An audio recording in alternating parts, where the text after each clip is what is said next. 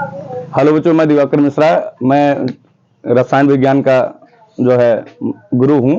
मैं आपको पढ़ाना आज जो है विलयन चैप्टर से शुरुआत करूंगा और अंत तक लेकर जाऊंगा, तो आप लोग नियमित वीडियो पे बने रहें। ठीक है बच्चों, आज हम लोग बात करेंगे विलयन। विलयन मतलब सॉल्यूशन। विलयन होता क्या है? विलयन है दो या दो से अधिक पदार्थ, दो या दो से अधिक पदार्थ का समांगी मिश्रण। Homogeneous mixture of two or more substances.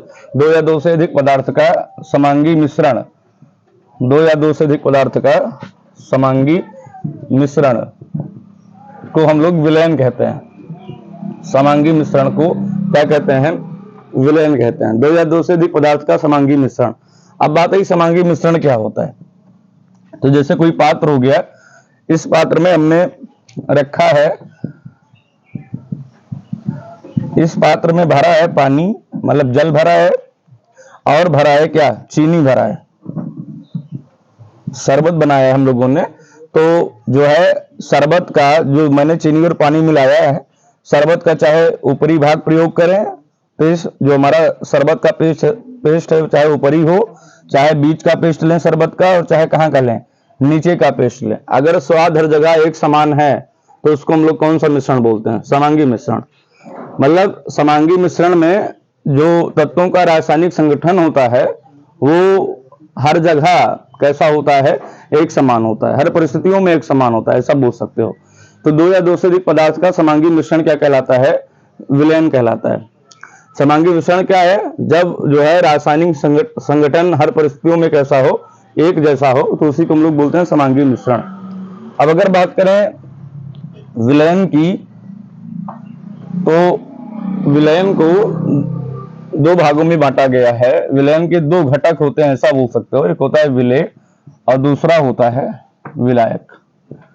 हाँ, तो विलयन के जो है टू कंपोजिशन होते हैं, एक को सॉल्यूट बोलते हैं, दूसरे को सॉल्वेंट बोलते हैं। विलेय क्या होता है?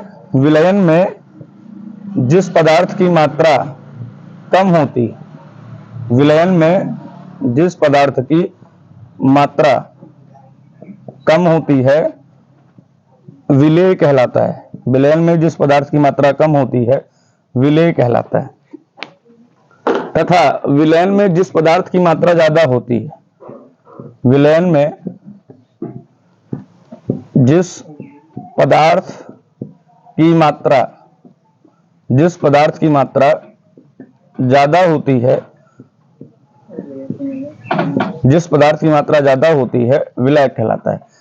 ये सॉल्यूट जो होता है, इसकी क्वांटिटी जो है सॉल्यूशन में कम होती है, और विलायक मतलब सॉल्वेंट की क्वांटिटी विलयन में क्या होती है? ज्यादा होती है। विलयन बराबर विलेय प्लस विलायक। एक बात और, विलयन में एक से ज्यादा विलेय हो सकते हैं।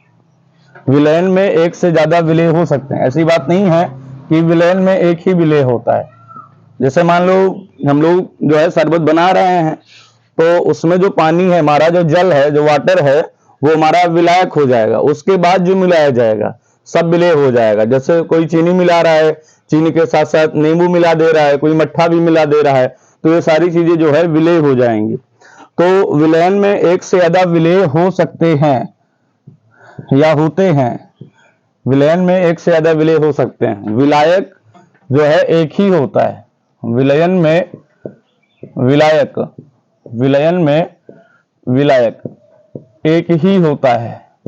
विलयन में विलायक एक ही होता है। लेकिन हम लोग जो इंटर बेस पे जो विलयन पढ़ते हैं वो बाइनरी विलयन होता है।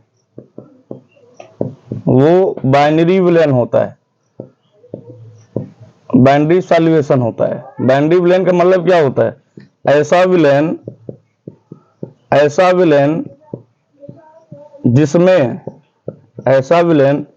जिसमें एक ही विलेय और विलायक एक ही होता है। एक ही विलेय तथा एक ही विलायक होता है, तथा एक ही विलायक होता है, एक ही विलायक होता है, बाइनरी विलयन कहलाता है। बात कर रहे थे विलायक की कि विलायक की मात्रा जो है विलयन में ज्यादा होती है। एक अपवाद है H2O। जल की मात्रा कम हो, जल की मात्रा कम हो, हाँ, या जल की मात्रा ज्यादा हो, जल की मात्रा कम हो, या जल की मात्रा ज्यादा हो, जल की मात्रा कम हो या जल की मात्रा ज्यादा हो, हमेशा विलायक का कार्य करेगा, हमेशा विलायक का कार्य करता है। जल की मात्रा चाहे कम हो चाहे जल की मात्रा ज्यादा हो, यह हर परिस्थितियों में किसका कार्य करता है?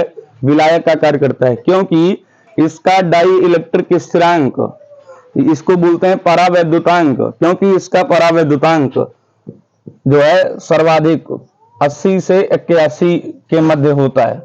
ये डाई इलेक्ट्रिक स्थिरांक क्या होता है? डाई इलेक्ट्रिक स्थिरांक से तात्पर्य हमारा है कि अगर हम लोग जल में किसी पदार्थ को घोलेंगे तो वह पदार्थ जो है, जिस पदार्थ को जल में घोल रहे हैं, जल उस पदार्थ के अणु या परमाणु के बीच में जो आकर्षण है उसे जो है समाप्त कर देगा, और उसे जैसे ही समाप्त करेगा तैसे वह पदार्थ जो है जल में घुल जाएगा। तो जल हर परिस्थितियों में विलायक का कार्य करता है, क्योंकि इसका जो डाई इलेक्ट्रिक स्थिरांक है या परावैद्युतांक है वो सर्वाधिक 80 या 81 होता है।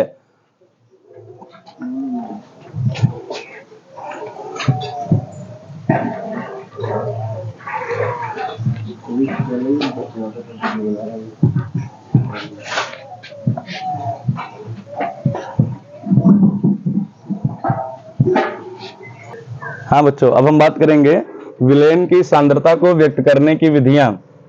विलयन की सांद्रता को व्यक्त करने की विधियां। तो विलयन की सांद्रता को दो प्रकार से व्यक्त करते हैं। व्यक्त करने की विधियां।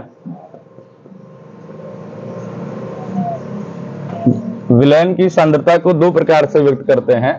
एक व्यक्त करते हैं द्रव्यमान के पद में, एक हम लोग व्यक्त करते हैं द्रव्यमान के पद में, और दूसरा व्यक्त करते हैं विलयन की सांद्रता को आयतन के पद में। आयतन के पद में अगर हम लोग बात करें द्रव्यमान के पद में तो आता है क्या? द्रव्यमान प्रतिशतता, मास परसेंटेज। इसी को हम लोग भार प्रतिशतता भी बोलते हैं। केमिस्ट्री में द्रव्यमान और भार जो है एक ही शब्दों में व्यक्त किया जाता है, एक ही चीज में लिया जाता है, एक ही सेंस में लिया जाता है, द्रव्यमान प्रतिशतता। दूसरा हो जाएगा मोललता, तीसरा हो जाएगा मोलंस, और चौथा हो जाएगा पीपीएम में सांद्रता। तो ये सब जो विलयन की सांद्रता है ये द्रव्यमान के पद में हो गई। अब ऑप्शन आ जाए कोई जो है कि निम्न में कौन सी सांद्रता द्रव्यमान पर निर्भर करती है, तो द्रव्यमान प्रतिशतता हुआ चाहे मोललता हुआ, कोई होगा एक इसमें से, तो यही द्रव्यमान पर निर्भर करती है। आयतन के पद में हो जाएगा आयतन प्रतिशतता या मोलरता या नॉर्मलता और या फार्मलता।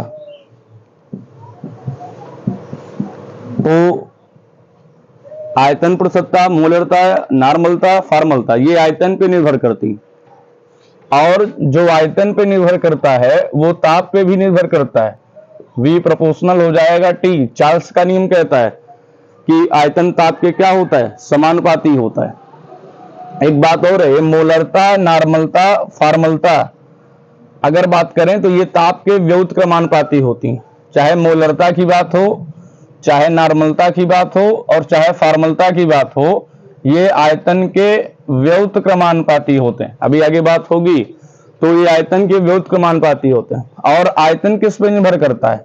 ताप पे निर्भर करता है। तो क्वेश्चन आ जाए ताप बढ़ाने पर या ताप घटाने पर मोलरता, नॉर्मलता, फार्मलता पे क्या फर्क पड़ेगा? तो अगर हम लोग ताप घटाएंगे तो आयतन घट जाएगा। तो ताप घटाने पर आयतन घटता है, और मोलरता हो या नॉर्मलता हो या फॉर्मलता हो, सब आयतन के व्युत्क्रमानुपाती क्रमानुपाती है। व्युत्क्रमानुपाती का मतलब अगर आयतन बढ़ेगा तो मोलरता घट जाएगा, और अगर आयतन घटेगा तो मोलरता, नॉर्मलता या फॉर्मलता कोई भी हो, ये क्या हो जाएगा, बढ़ जाएगा। तो हम लोग कह रहे हैं कि अगर आयतन घटाएं, अगर ताप घटाएंगे तो क्या मोलरता, नॉर्मलता, फॉर्मलता पे फर्क पड़ेगा। तो ताप घटाने पर आयतन भी घटता है, और आयतन घटने से मोलरता, नॉर्मलता और फॉर्मलता क्या हो जाती है, बढ़ जाती है। मतलब ताप घटाने पर मोलरता, नॉर्मलता, फॉर्मलता बढ़ेगी, और ताप बढ़ाने पर मोलरता, नॉर्मलता या फॉर्मलता क्या हो जाएगी, घट जाएगी। अब हम इसमें से एक एक के बारे में बात करते हैं।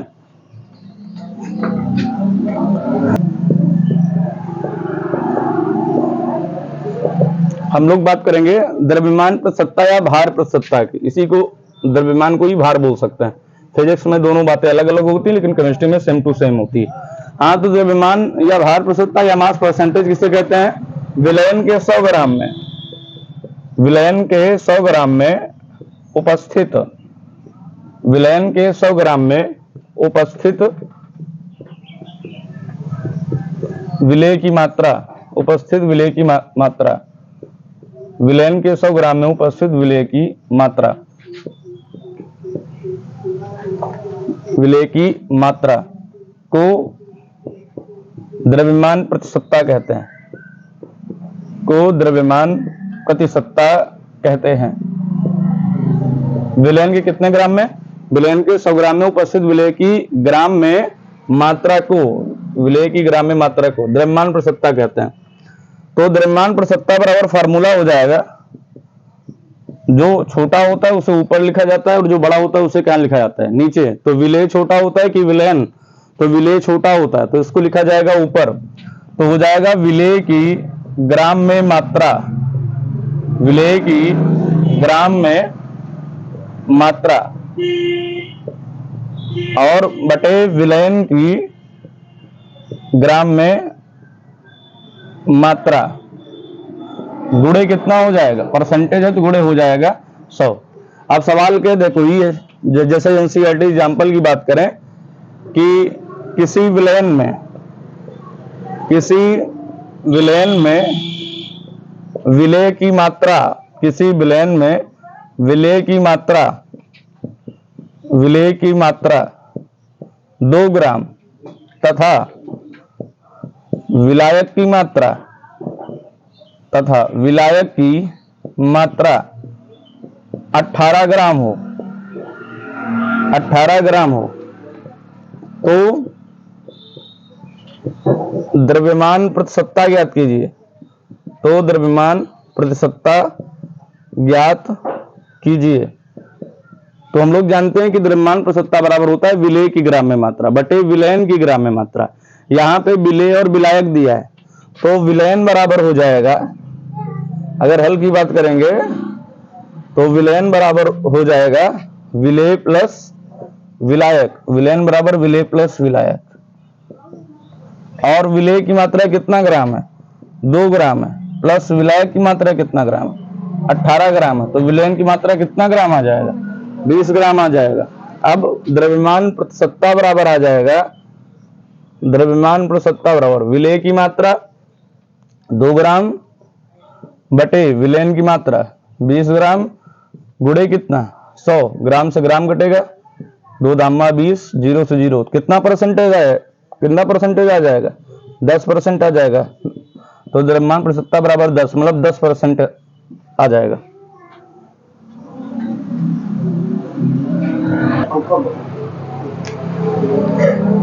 हाँ बच्चों, बात कर रहे थे द्रव्यमान प्रतिशतता की। मान लो आ गया 5% W/W।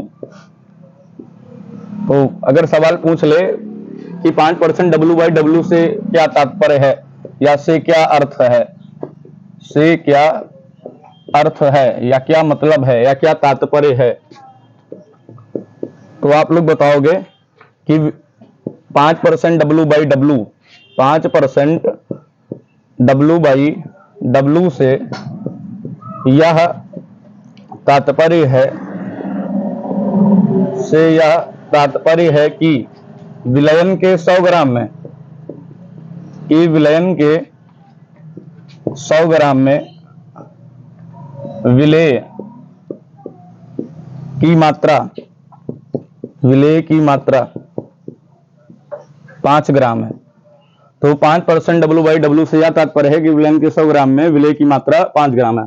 पूछ ले 10% W/W से क्या तात्पर्य है? तो विलयन के 100 ग्राम में विलेय की मात्रा विलेय के 100 ग्राम में विलेय की मात्रा कितना ग्राम है? 10 ग्राम है। अब ऐसे 15% में विलेय के 100 ग्राम में विलेय की मात्रा कितना ग्राम हो जाएगी? 15 ग्राम। कोई कहे 20% W/W, तो इसका मतलब हो गया कि विलेय का कितना ग्राम है? विलेय का 100 ग्राम। विलेय के 100 ग्राम में विलेय की मात्रा 100 ग्राम में विलेय की मात्रा 20 ग्राम है। तो ऐसे भी सवाल पूछे जाते हैं। विलेय की मात्रा 20 ग्राम है।